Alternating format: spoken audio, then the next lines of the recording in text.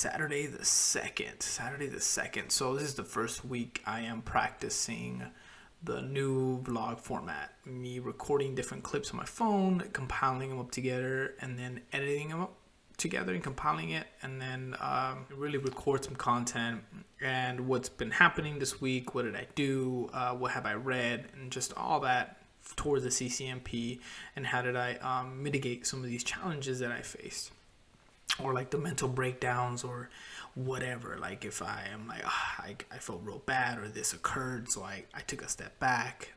When you're doing long-term goals, I mean, the Ccmp or any certification track isn't too long-term. It is still a portion of your life. It's 4 months to 6 months in my opinion. The CCNA and Ccmp are about the same amount of studying time. Some people say 3 months for the CCNA.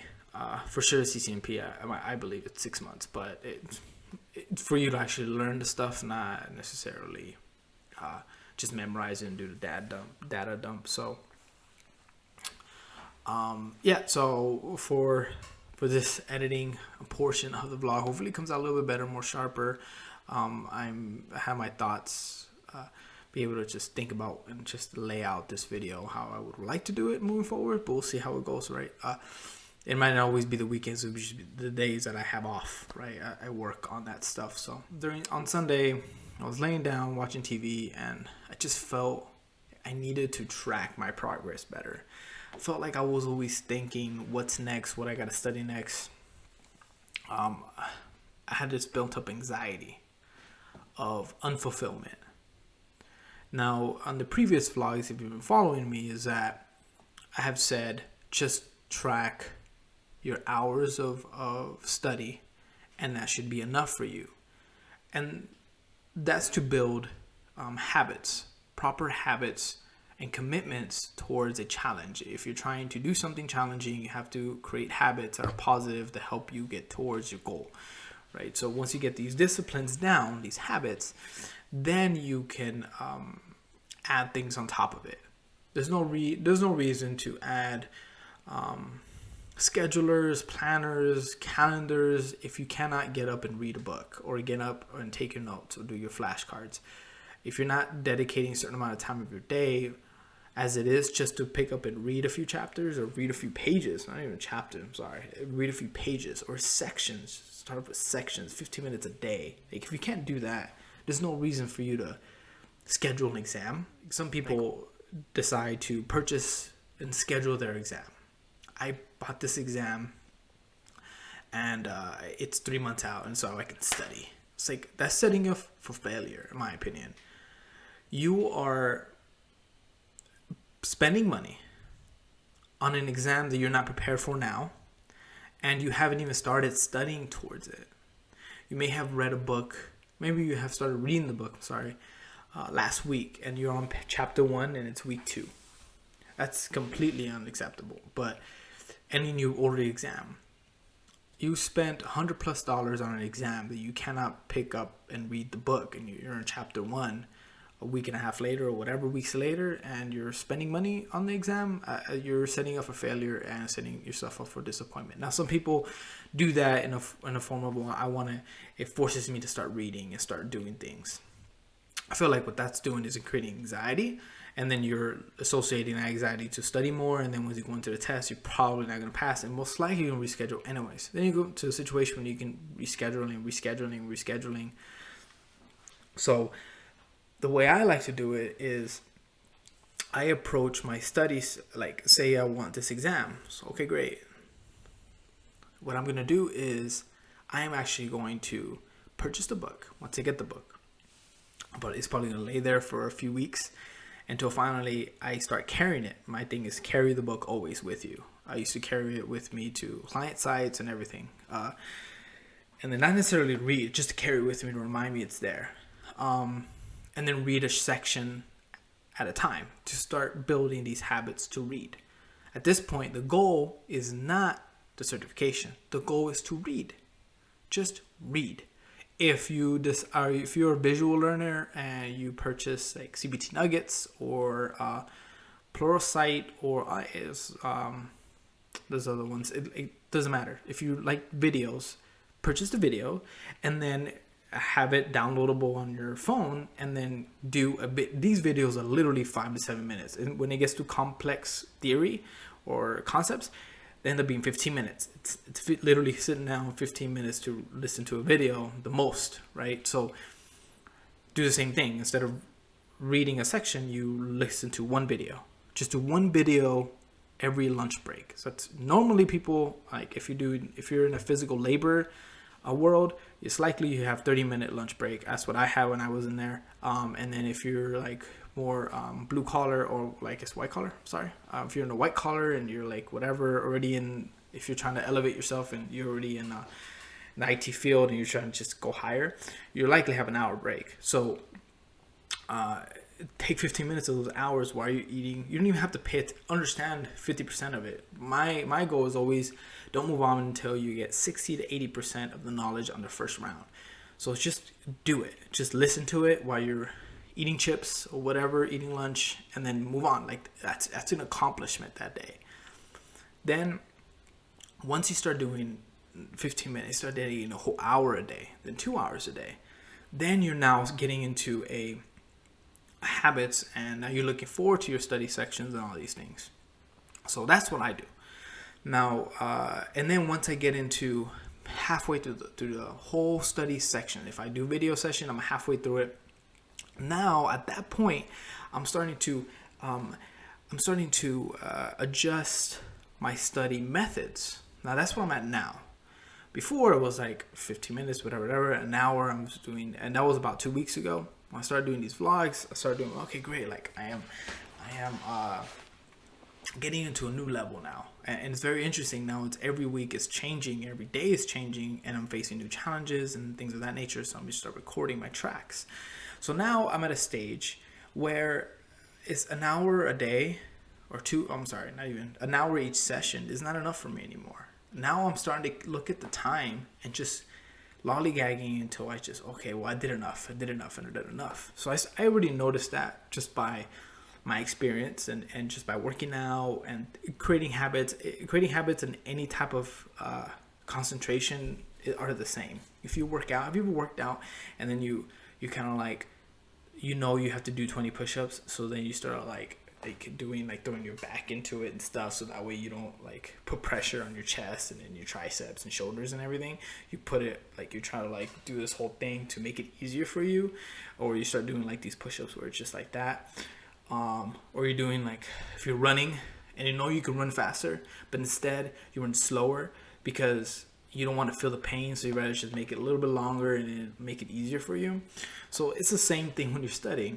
When you're studying, you set aside an hour for reading, then you end up really only reading for 30 minutes, sometimes even 15 minutes, because you're just on your phone, you're doing whatever. And I started noticing that's what I was doing. I started looking at the time instead of looking at the material. I don't have no more goals anymore. My goal is literally just run out the clock.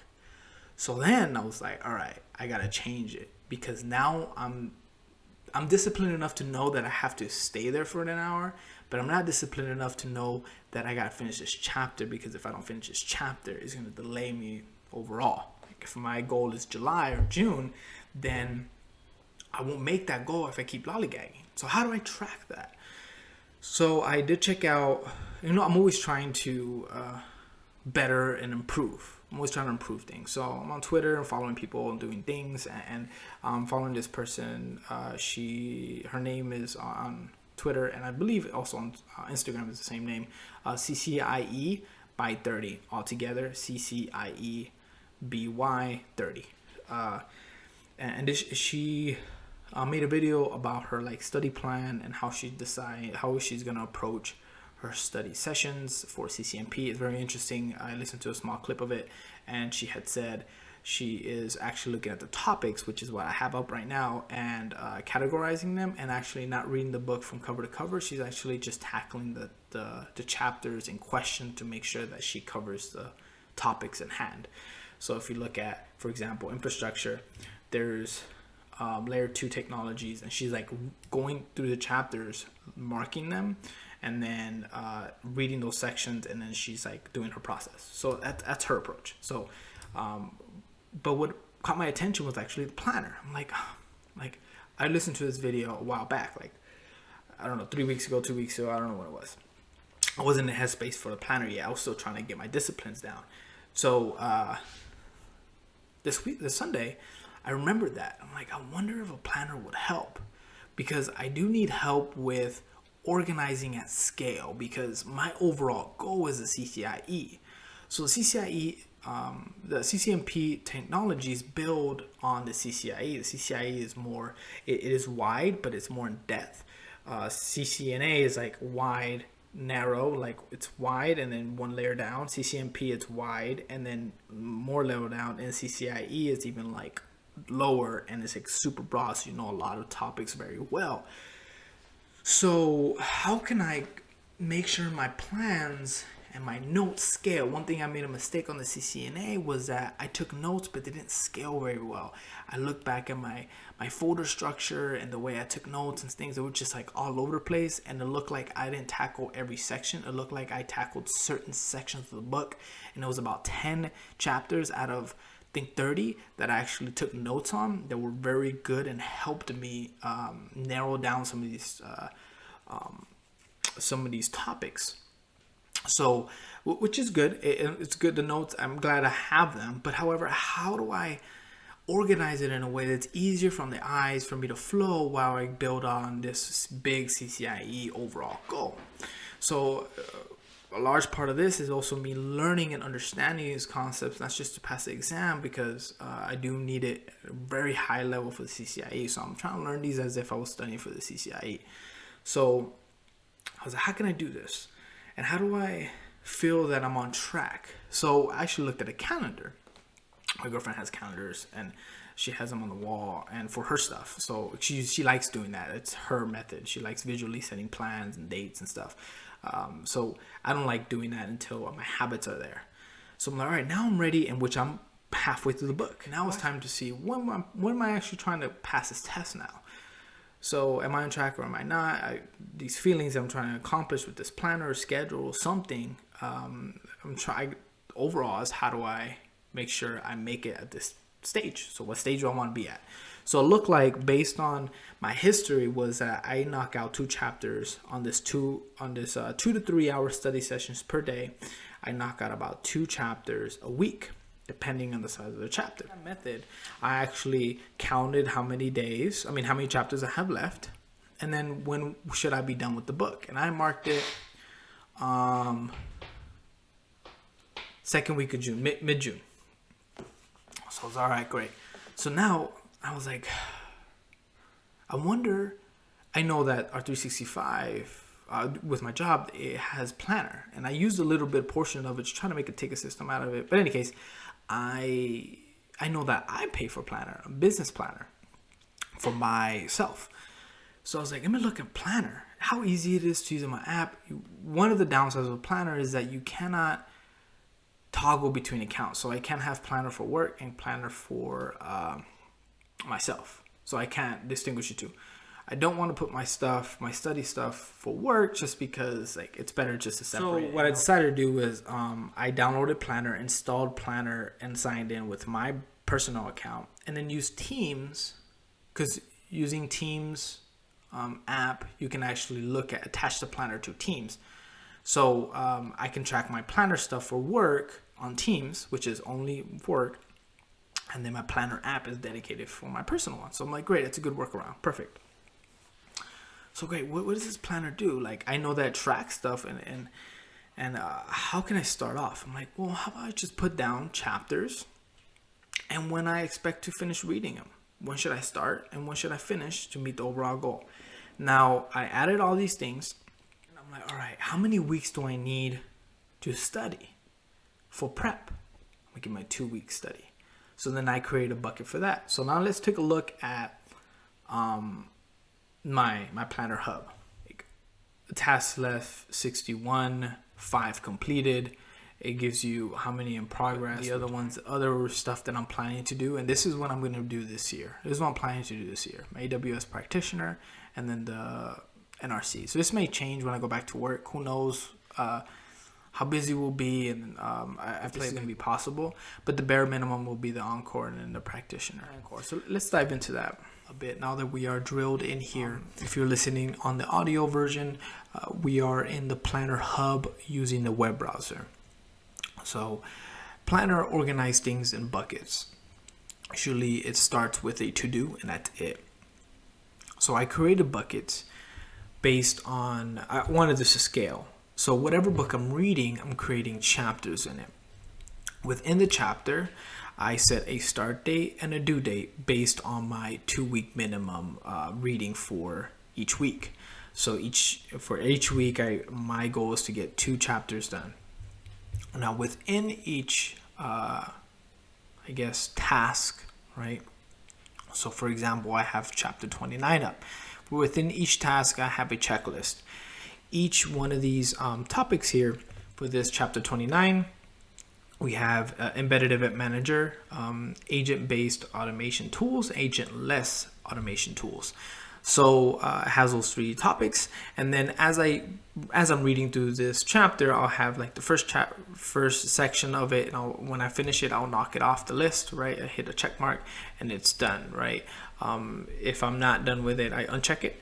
And then it helps me kind of break down my reading so it doesn't feel like I'm being too overwhelmed, right? So it allows me to hit that check mark and I'm like, okay, great, it's done. I was able to accomplish that today, so I feel pretty good about myself.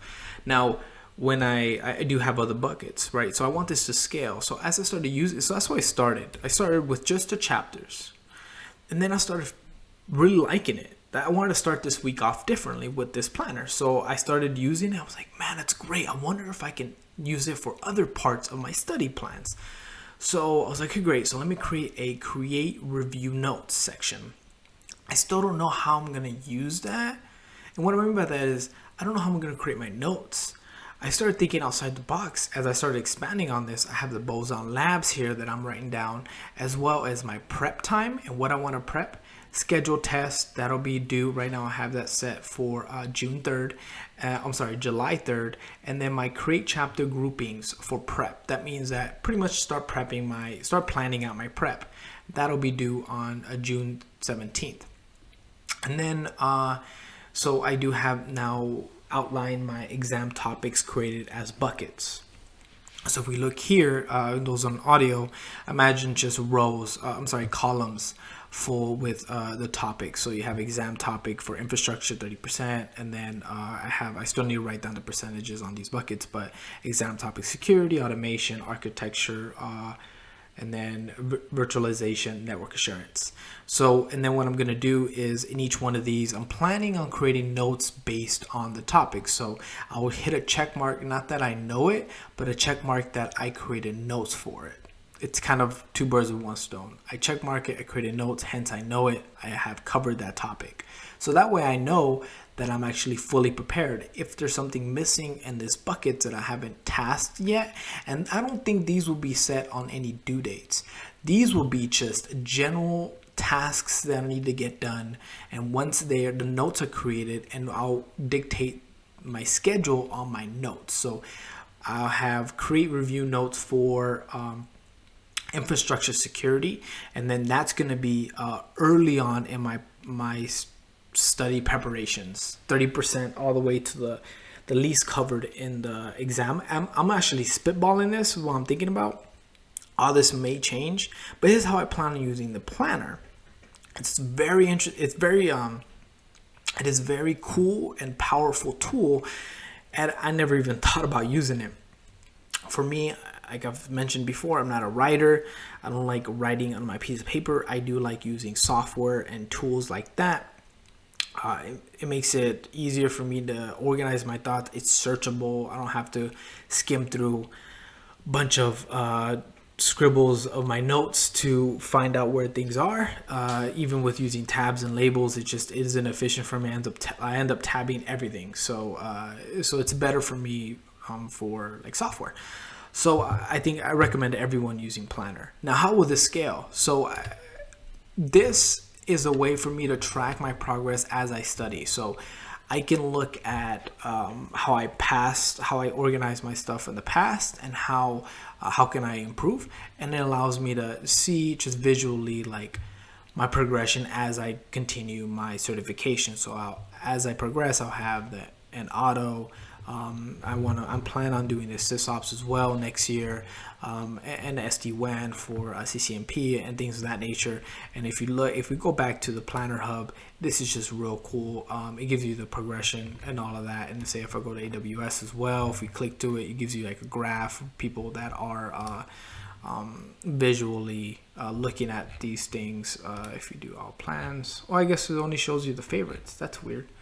What if I add that to my favorite? Yeah, if I do add it to the favorites, that's when it pops up, the graph. So I'm learning this. So this is real cool. I really like this this software.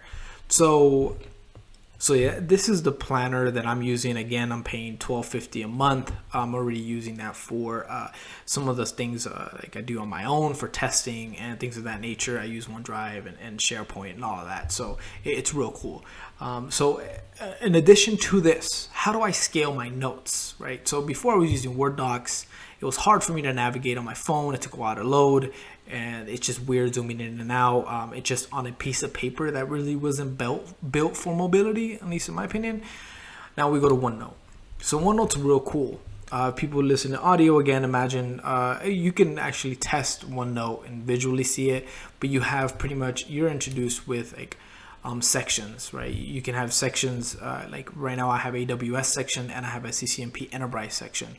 So the root would be the main certification that you want to achieve. So AWS I'm treating it a little bit differently, but for because I think I'm gonna get a lot more Cisco certifications than I would AWS. So I'm still figuring that out. But anyways, for the AWS, you click down, I have the practitioner, and I'm planning on doing like sysops. So underneath AWS, I have sysops. Now I have another section here called CCmp Enterprise. Within the CCmp Enterprise, you hit the drop down, I have NAuto, NCore, NRC, and then SD-WAN. Those are the ones I see in the next 2 years passing. These are the ones I'm actually studying. I'm going to start studying, and as these books get released, I will purchase them for Cisco and then start my reading towards them. So and that'll be purely on accessibility. I just have the NRC book that just arrived. So any case, underneath the NCore, I have I guess this would be a section or a subsection called Study Guide S.G 350 401 Chapter Reviews. In there I have a test page here, like an example that I was playing around with the software, see if I liked it. At this point, I didn't know when I was looking for softwares that'll help me take better notes. I was like, let me find out if I can go away from Word. So I really like how I can organize these things, because the main exam I want to take is a CCIE. I'm using a CCMP study tracks for a building block, and at the same time knocking out those MP exams just because they're super beneficial. So if you do the Chapter 8 review exam here, you can see the OSPF notes. It's real cool because you can have sections that are, I guess, like written sections right next to examples of like here a graph. I got a graph here, OSPF interface columns, and then on the right side I have corresponding like notes to it, and you can just move the notes around. They're like little blocks, which is I think it's real cool. It'll be super beneficial as I start playing with this and how I build out my notes. I'll use that more. This was more a copy paste and me just kind of fooling around with the flow of the paper. But what I really like about this is the fact that I can just easily hit the app on my phone, access the file that I want, and then just like close it instead of downloading it locally on my phone, and then things just get real messy there. I'd rather just like not have anything downloaded on my phone. I'd rather just have it on the app. So that's real cool. How I will use these to scale, all of these again are building blocks. So as I go into my CCIE, I can pull like notes like OSPF. I can pull notes and things of that nature and put it all into the CCIE building block. So I'm not really looking. I'll look at the exam topics and then pull the previous notes that I've already had. I don't have to like, I guess, like piece something together. It's already accessible already for me, and I already did the work. So again, make it super easy for yourself. So that way, again, what I discussed, make sure that your desk is super convenient for you to study. Same thing with your notes and same thing with your reading methods and all of that. Do things that make it easier for yourself. So that way you're encouraged to read instead of thinking, well, I have to skim through notes and I don't remember what I did there. Did I cover that or not? You already have it all laid out. This is super cool. As long as I keep paying that $12.50, then we're good. So which I'm not planning to get rid of the 365. It's an amazing just platform. It's super cheap for what you're getting. You're getting email and a SharePoint, like 25 terabytes of cloud storage, and then the OneDrive 1 terabyte, and it just works on majority of platforms. It's just great. I really like it. So yeah, these are the softwares that I'm using heavily now. The planner it was solving a lot of my anxiety problems to track where I'm going. And it's super satisfying hitting those check marks of things that I've done, and I can track so far of when I completed it, when was the estimated time, what do I have left coming up. Because if you go back to the planner here, let's click back into it. So go back to the Encore. You can organize in the top right here on this bucket. And I do apologize for the audio, people. This is visual. So you can group by bucket and you hit due date, and it'll actually give you what's due. So this week, next week I have chapter 20 that's due, and then I have 4 sections, 4 things I need to check off within that chapter. So it's a pretty big chapter. But then 21 is due right after that, and I had adjusted this because I was ahead of schedule, but I adjusted this, and this is due on the 14th, and it's 2 sections. So overall, I'm completing 6 sections next week, supposedly. I can continue moving forward. I have 5 days to do as many chapters, to go through as many of them as I can. Now the goal here is always 60 to 80% absorption. So as long as I have the gist of the chapter, about 60 to 80% of it, I allow myself to move on. The reason for that is because my goal is to get the book done.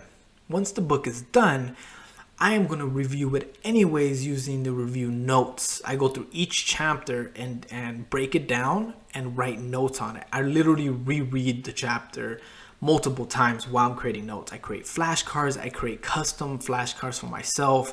I piece apart some of the things I've highlighted and create like questions, right? Custom questions for myself to help me understand the concept.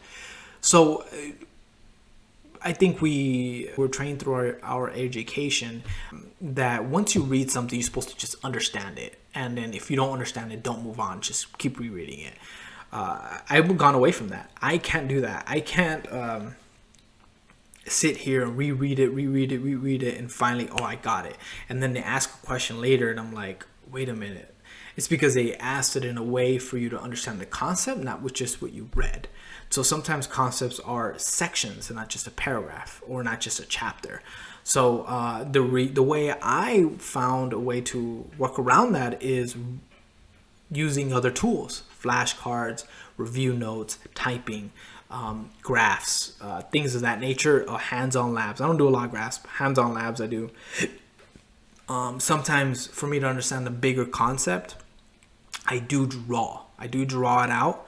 Looking at something doesn't help, but when I physically like write it down and draw it out, it makes sense for me. Because then a lot of that is like routing, when packet goes from A to point B, and sometimes like I write it, even when I'm troubleshooting at work, I write the like source MAC, and as it just like goes and translates, and you compile like a spanning tree on top of it, and then always like whatever routing protocol and things of that nature, and then I physically draw that out.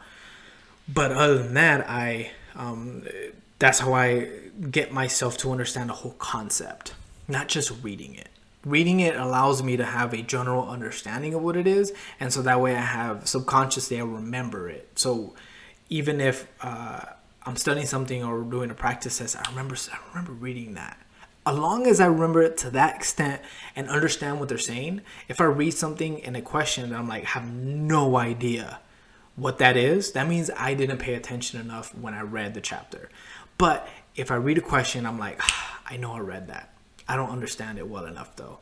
So then I flag it in my head, I write it down, then I go back, review the notes there, and I'm like, oh, I didn't do this, I didn't do that. Let me spend more time on this section. So that's how I progress. I don't really progress and put a lot of pressure on myself to read and just immediately understand. It's just part of my study patterns. So again, 60 to 80% is always a goal for myself. If I get 80%, I'll be gold. Usually I don't have to go back too much. It won't be a lot of heavy notes on that chapter. Things that I understand about 60 to 70%, those are the things I spend more time on creating chapter reviews on. So I'm super excited with this, especially the fact that I can, if we go back to groups, group by due date, we'll go group by bucket, and the fact that I have my exam topics here, and I'm going to be writing down the percentages, allows me to understand, have a clear understanding of what's more important than others. So that way I can just spend more time on this. Like automation, I'm not going to spend a lot of time on it, but I am going to spend more time on automation than virtualization and network assurance, because I know for a fact automation is 15%, security is 20%. So I'm going to spend more time on security than I would on automation. So that's just how it goes, the flow goes, and allows me to just hit those check marks and understand, to know that I'm on the right track, or am I not on the right track. So I hope my explanation helped out a little bit better on the audio portion of this, just for the podcast. And if you do want to catch the video version, so you can see me clicking around here, go ahead and check me out on YouTube, the IT blog, and in space.info all together. So really appreciate you guys. Peace.